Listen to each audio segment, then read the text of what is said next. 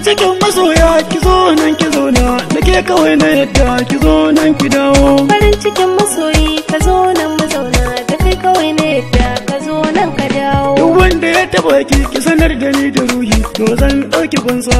Duwan jiki da sirri ki ɗora gare ni, garin ki ne da nisa. Ki ɗauki zuciyarki ki mallaka gare ni, ki ban zuma na lasa. Kyawun da ke jikinki ya mamaye jikina, ya kau da hankalina.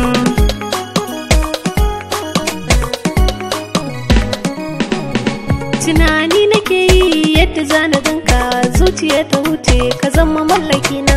Kar ka bani rata a dab da ni ka zauna, ka zama ginshiki na. Taho nan mu zauna, ni da kai a tare, gida ɗaya mu zauna. Babu rabewa ka zama angona.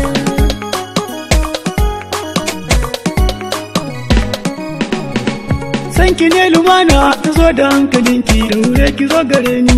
Babu mai kalarki amma ta ki duba, sanki ya shige ni. Kin zama jini da hanta da ke cikin jikina, ki zo mu je mu zauna, fushin kira zani. Sahiba ta raina kin sace zuciyana.